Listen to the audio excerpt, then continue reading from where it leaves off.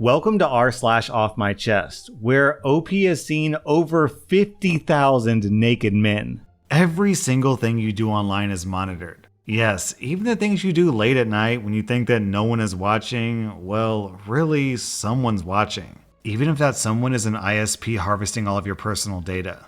Do you really want all those companies out there knowing that you do searches for giant anime titties or hot stepmoms or whatever? No, of course not, which is why you should use a VPN service. When I go online, I use ExpressVPN, which reroutes my connection through a different server so my ISP can't see what I'm doing. And on top of that, using a VPN will give you access to content that you normally couldn't see due to your location. Did you know that on Netflix, YouTube, and pretty much every other platform out there, there's content that you can't see based on where you are? Well, with ExpressVPN, you don't have that problem. You can just change your VPN location and voila, unlock all that content. So between protecting your data and unlocking extra content, ExpressVPN is a win-win. You can get 3 months of ExpressVPN for free by going to expressvpn.com/r/.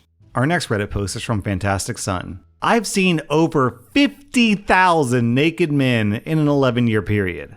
For context, I worked as a prison correctional officer. Specifically, I worked in intake in the classification center for my state's Department of Justice. Everyone found guilty of a felony goes to the classification center. Every inmate that comes through gets chemical delousing. I was the officer doing that. When I started, the very first inmate I encountered had a prison ID number of 141,000. The last prison ID number I encountered was 211,000. So I whipped out the calculator to the exact math on the precise numbers OP listed, and it comes out to 70,447 inmates. OP continues, I've seen every dick size, shape, and color imaginable. There's an effing IMDb of dicks seared into my memory. I've seen a morbidly obese dude in a wheelchair with a legit innie. It was sunk into the pubic fat around it. I saw four bifurcated wings. Google that at your own risk. Guys, I looked it up so that you don't have to, and this is a rare condition that causes a man to grow 2 things. So when he says 4 bifurcated wings, I don't know if he means 4 men with 8 wings or 2 men with 4 wings. OP continues, do you know what a dick with a full Jacob's Ladder, Prince Albert, and more looks like without the jewelry? I do, and I did not like that. It legit makes me squirm. I saw a few cases of genital mutilation, some that happened as a child, and for those, I'm so sorry, and I hope you understand. Yeah, I had to watch, and yeah, your feelings are justified. One person I saw 3 times, and I remember all of them clearly because it was the single largest flaccid dong I have ever seen. And each time, it had even more tattoos on it. It was easily over 12 inches. If he wasn't perpetually incarcerated, he should have gone into adult videos. What did I learn from all this? If you think you have a small thing, you don't. If you think you have a big thing, you don't. You think yours looks weird, it doesn't. But if it curves too much, you might want to get that checked out. Alright, hold on, I gotta do the math, you guys. How many work days in a year? 250 working days. 250 times 11 years equals 2,750. So, if we divide 70,000 wings by 2,750 days, we get 25 dicks per day. 25 and a half to be precise. So if we assume standard 8-hour working days, then this guy saw just over 3 dicks per hour, or approximately 1 dick every 20 minutes. I don't know what to say, OP. That's a lot of dicks. Sounds like a hard job. Our next Reddit post is from Apprehensive Pay. I found a second phone that my husband used to cheat on me with, and now he's panicking. I found the phone 3 months ago. The way I found out that he was cheating was by accident. I had recently gotten a new phone because I dropped my old phone, and the screen cracked so badly that I couldn't even use it at all. It was hard to get all my contacts, so I decided to go on our phone account and just get the contacts from there. My husband is the only one who's in charge of paying for the phone, so I never look at the accounts. I went on his computer, and he had the password and login automatically saved, so it was easy. I got all the phone numbers, but then I noticed that instead of just 2 lines on the account, there were 3, and another phone was listed that neither of us had. Honestly, at the time, I thought nothing of it, and I thought that maybe it was a line for his grandmother because she only has a landline, and she mentioned a couple of times wanting to get a phone, and he just forgot to mention it. Cheating never even crossed my mind. I didn't even ask him about it and just went on with my day. A few days later, I was hanging out with my best friend, and she asked if I was able to get all the information back, and I said yeah, and I just mentioned that I even found his grandmother had a phone that he didn't even tell me about, but it wasn't a big deal. I don't know what made her ask, but she said, "Are you sure that's his grandmother's phone?" And I said, "Pretty sure." She asked me to double check, and I wasn't going to, but I was curious. I called his mom first to say hi, and I asked about his grandmother, and I asked if she got a cell phone yet, and his mom said no, that apparently she didn't really need it. I waited for him to go to work the next day, and I looked at the account again. I went to the phone, clicked View Usage History, and I saw the phone had only texted and called one number hundreds of times, with the history going back 5 months. I also noticed that the times of the calls and texts were only the times when he was at work, never at home. I called my friend and told her what I saw, and she basically told me that I needed to find the phone to confirm the cheating first. I looked for it all over the house for days, and I couldn't find it, so I knew that he must have it on him. I waited for him to go to sleep, and I searched his car, and I found the phone. His passcode was the same passcode on his regular phone, and I found everything. Text messages, pictures of her, pictures of them together, and them saying, "I love you." She sends him a good morning video message every morning, and he's kept every one. I was heartbroken and I cried the whole night. My friend told me to take the phone, turn all the location trackers off, and then turn it off. The next morning, he left for work 30 minutes late because he was looking for the phone, but he couldn't ask me for it because he would have to reveal that he had another phone. I kept asking him what he was looking for, and he said, "A file for work." He eventually left. I went to a park with my friend when he left. Then I turned the phone on and put it on airplane mode and proceeded to go through everything. Our whole marriage is a lie. He's pretended that he cares about me, that he loves me, while building a relationship with this other woman who knows that he's married.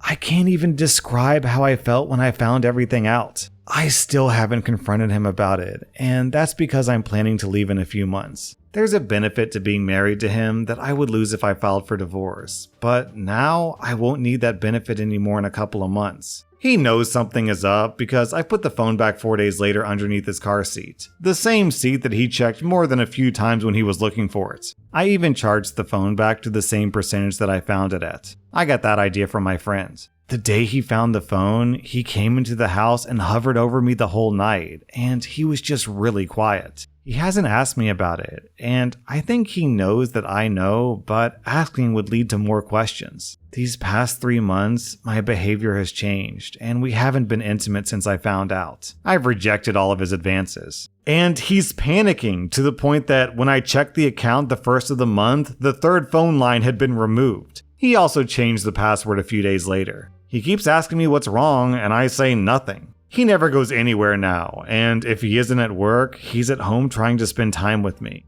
He's recommended couples therapy because, in his words, something has changed, and I said that we don't need it. To be honest, I'm finding a weird joy in seeing him panic because he ended our marriage, and I think that he should suffer through worrying until I leave him. OP, your friend is a real MVP. Without her, you'd probably still be in the dark about this whole thing. Our next Reddit post is from Molasses Stock. I'm a 36-year-old man, and my wife Bailey is 33. We met 9 years ago through mutual coworkers, and we hit it off immediately. I fell absolutely head over heels with this woman. She has everything I was looking for. I'd gotten out of a toxic, dare I say, abusive, long-term relationship right before that with a woman Bailey had been acquainted with, but not friends with. I had this woman blocked on everything and had no contact with her since breaking up. Bailey and I got married right after the tail end of the pandemic, bought our first house together, and started trying to conceive. That was difficult because Bailey has a medical condition, but last year she finally gave birth to our first daughter. I'm having a blast being a dad. It's kind of a dream come true. I finally got my happy life with my perfect wife. Until last Monday. My laptop's battery died, so I opened up Bailey's work tablet with an attached keyboard. She wasn't home, it was just me and the baby, but we've never asked permission to use each other's devices. We've always been open like that. There's nothing for us to hide. That's what I thought. When I opened up the internet, I noticed that she had an incognito tab open. Never in a million years did I expect to discover what I did.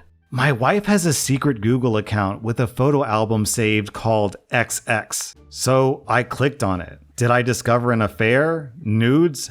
Nope. In this Google album were 348 photos of my ex-girlfriend. The woman that I was with right before I met Bailey. The woman who tormented me and made me feel worthless. That album said that it was started back right around the time that Bailey and I started dating, and was updated as recently as 2 weeks ago. The photos range from candid shots with families to pictures at her work functions. There were even pictures from her yearbook. I don't even know how Bailey could have found her high school yearbook photos. Photos from vacations, ID photos from work, pictures of her in crowds, screenshots of videos, and screen recordings of videos. Just her. The other people in the photos were scribbled out, or the photos would be cropped and zoomed in on just my ex. There were other disturbing things I found too. There was another album with just zoomed up pictures of my ex's hair. Come to think of it, Bailey had recently started wearing her hair different, and my ex has a very identifiable hair type. There was another album with screenshots of comments on social media. Of course, I can't look these up because I have my ex blocked. Like Facebook groups that she's in and public posts.